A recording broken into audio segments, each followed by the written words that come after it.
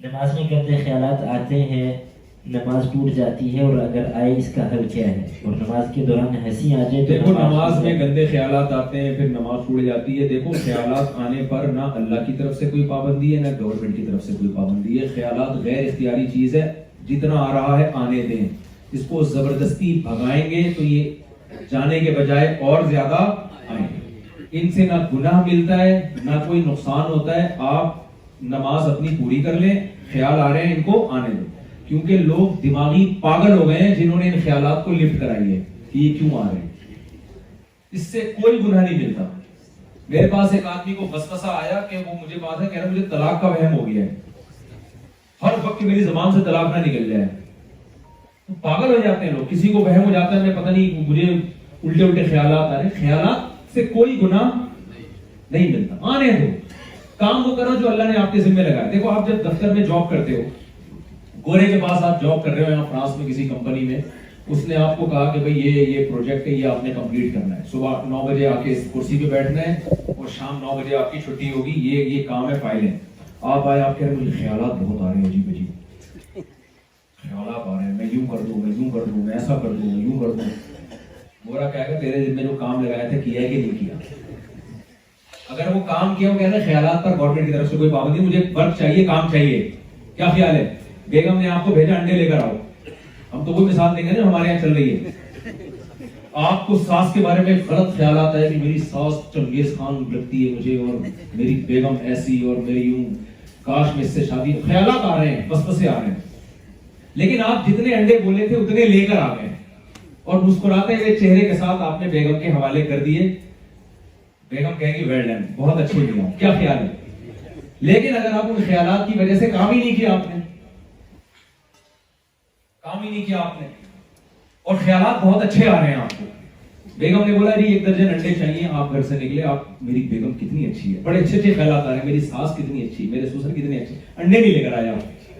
बेगम कह रही अंडे खा के, बेगम आज मुझे तुम्हारे बारे में इतने अच्छे फीलिंग्स आई है ना, इतने अच्छे ख्यालात आए हैं कि मैं अंडे नहीं ला सका। बेगम बोलेगी अपने ख्यालात अपने पास रखो। तो ड्यूटी जो काम जिसके जिम्मे लगता है ना, अगर वो काम पूरा कर रहा है तो उसको उसका अजर मिलता है। अल्लाह ने हमें बताया इस टाइम पे खड़े होकर वुजू करके नमाज पढ़ ले, सूरह फातिहा पढ़ ले, उसके बाद सूरत पढ़ ले, फिर रुकू कर ले, फिर कौमे में जाकर रब्बना लकल हम्द कह दे, फिर 2 सजदे कर ले, फिर ये कर ले। ये प्रॉपर वे में सलाम अलैकुम व रहमतुल्लाह, सलाम अलैकुम व रहमतुल्लाह, नमाज तुम्हारी क्या हो गई?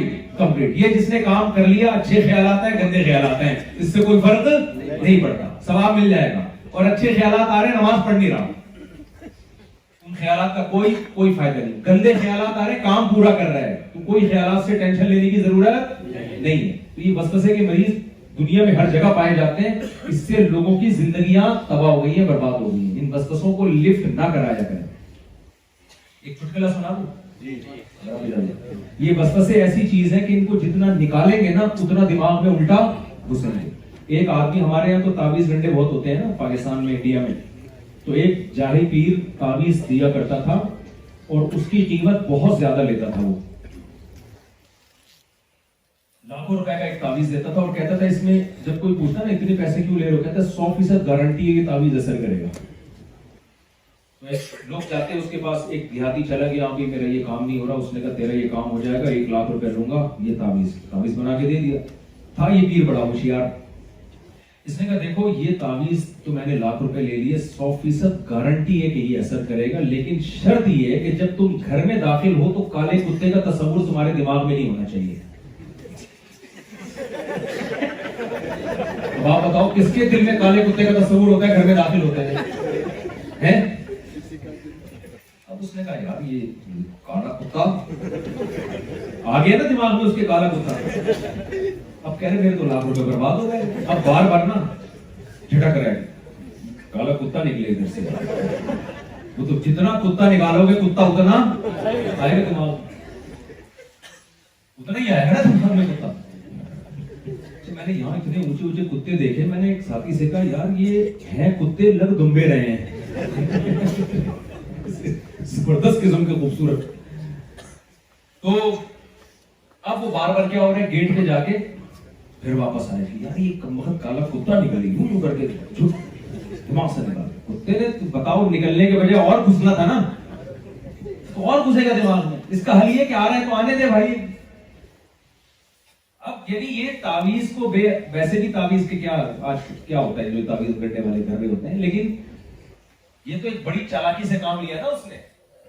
डॉक्टर कहते हैं ये पैराडोल की 2 गोलियां जब असर करेंगी जब काला कुत्ता दिमाग में नहीं होगा, तो इसका मतलब उसने आपके दिमाग में डाल दिया।